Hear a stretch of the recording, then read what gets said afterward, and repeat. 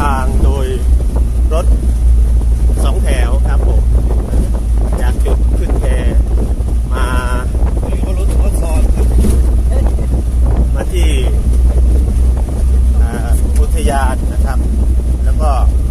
หลังจากนั้นก็จะทานข้าวเที่ยงกันนะครับแล้วก็จะเดินทางอีกประมาณ1 กิโลหรือกิโลกว่าๆนะครับไปที่น้ำตกนะครับช่วงนี้ก็เส้นทางเดิมนะครับไกด์ก็บอกว่าจะมีฝุ่นมากนะครับแต่ว่าทีมเราโชคดีเพราะว่าเมื่อคืนนี้ฝนตกนะครับทำให้เส้นทางซึ่งจะเป็นฝุ่นมากๆนั้นเป็นโคลนแทนนะครับซึ่งก็ส่งผลดีให้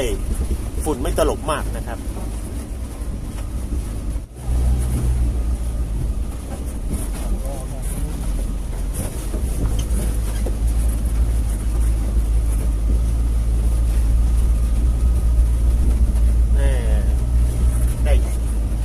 ได้ทางเลนพอดีเลย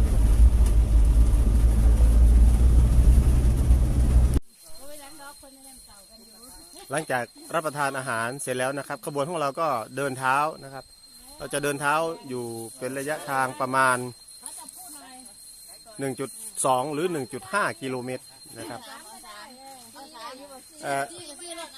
ขบวนหน้าขบวนหนึ่งก็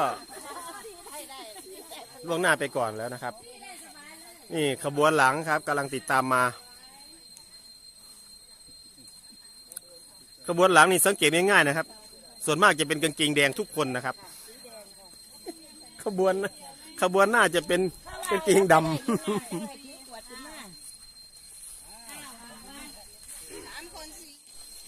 ระหว่างทางก็จะมีป้ายเป็นระยะนะครับน้ำตกทีลอซูด่านตรวจตรงป้ายอาคารนิทรรศการหอดูสัตว์ศูนย์บริการนักท่องเที่ยวทางขวาครับผม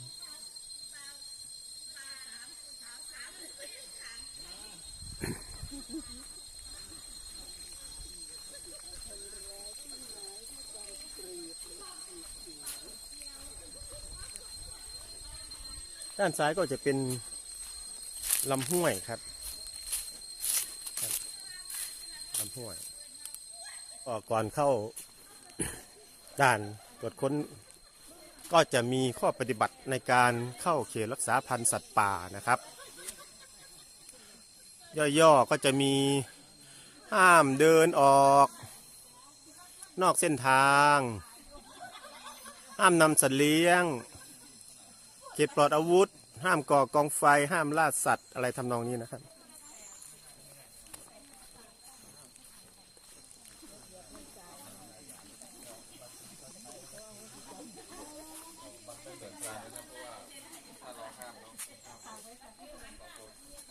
ตรงนี้ก็เป็น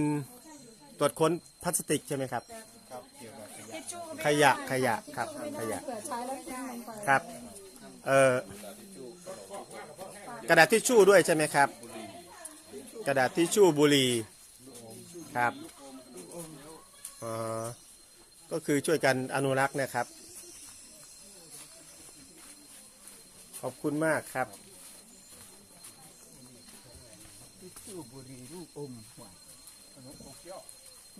ครับอะไรที่มันเป็นสิ่งแปลกปลอมจากธรรมชาตินะครับเพราะว่าถ้าปล่อยให้เข้าไปบางคนอาจจะเผลอทิ้ง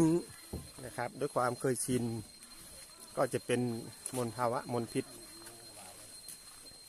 ก็สกัดไว้ตั้งแต่ต้นทางนะครับอีก 1.5 กิโลครับอีก 1.5 ครับที่ผมบอกว่าประมาณ 1.2 หรือ 1.5 ก็ชัดเจนแล้วว่า 1.5 กิโลครับผมเส้นทางก็เป็นแผ่นคอนกรีตตลอดนะครับจนถึงน้ำตกครับมาได้สักระยะหนึ่งนะครับจะได้ยินเสียงน้ำตกแล้วก็จะมีจุดพักระหว่างทางครับ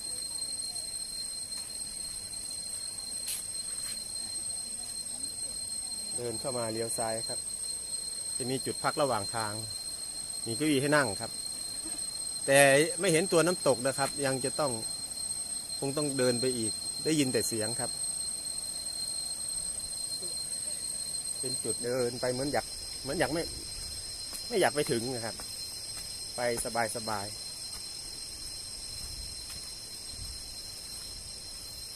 ที่นี่ไม่ร้อนครับร่มรื่น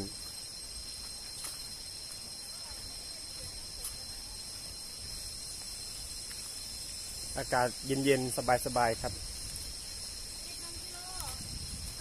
ป้ายแจ้งว่าอีก1 กิโลเมตรป้าแสดงว่าที่เราเดินมานี่ครึ่งกิโลเหลืออีก1 กิโลครับประมาณครึ่งกิโลจะถึงจุดแวะพักน้ำตกเล็กๆเป็นน้ำตกเล็กๆใช่ไหมคะตรงนี้เหรอคะครับผมเป็นน้ำตกเล็กๆครับไม่ใช่ทีรอซูไม่ใช่เรียกว่าเป็นเสียงทีรอซูไม่ใช่นะครับเป็นเสียงของน้ำตกเล็กๆ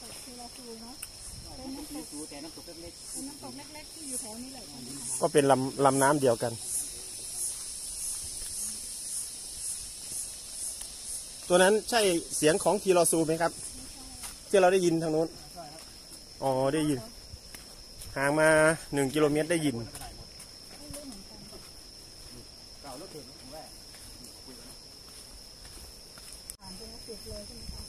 ลักษณะก็จะเป็น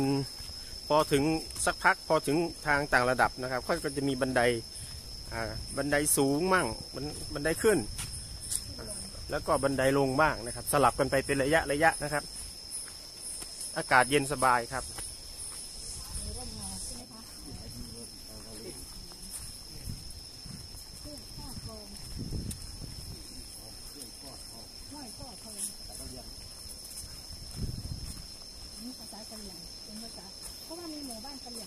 นี่ก็เป็นจุดพักอีกจุดหนึ่งแต่ไม่มีเก้าอี้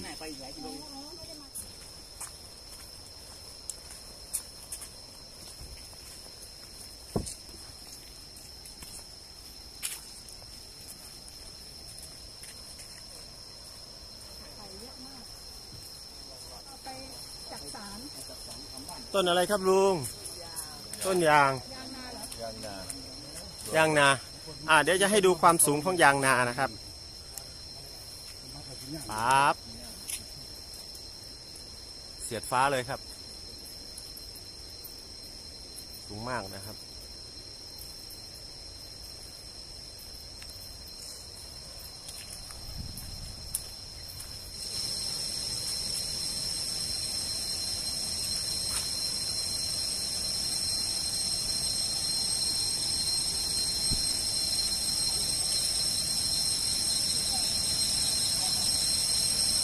ตรงนี้คือ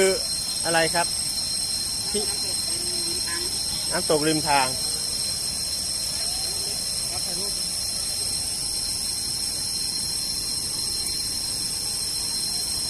เป็นน้ำตกริมทางนะครับยังไม่ใช่ทีรอซู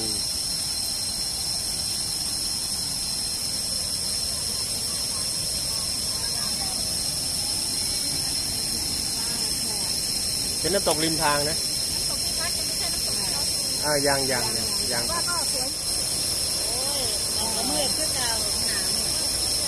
เมื่อดาวหนาเมื่อชมความงามเลยจุดแรกข้างหน้าเมื่อทางนี้ก็ครับทางนี้ก็เป็นน้ำตกเหมือนกันนะครับ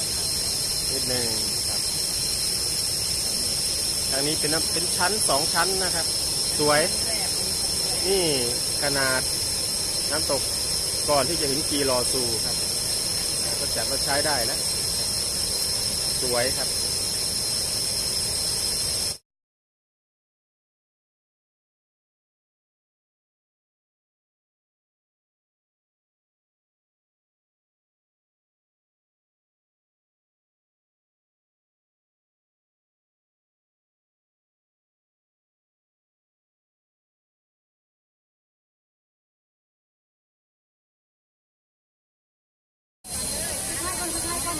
ก็ถ่ายรูปครับ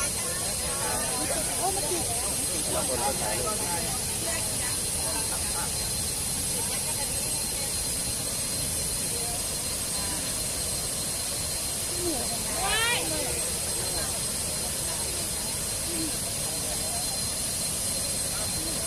ตาไม่เคยย่อท้อในการท่องเที่ยวนะครับ ไม้พิเศษเอ้าคุณลงมาได้ไหมคุณลง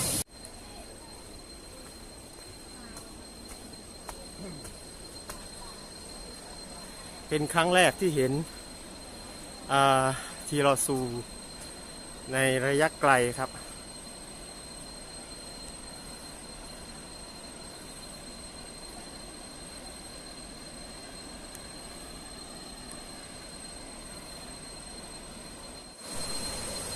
มาถึงช่วงนี้ก็ได้ยินเสียงดังมากขึ้นนะครับ นั่นคือเป็นเครื่องหมายบ่งบอกว่าเรากำลังเดินทางมาถึง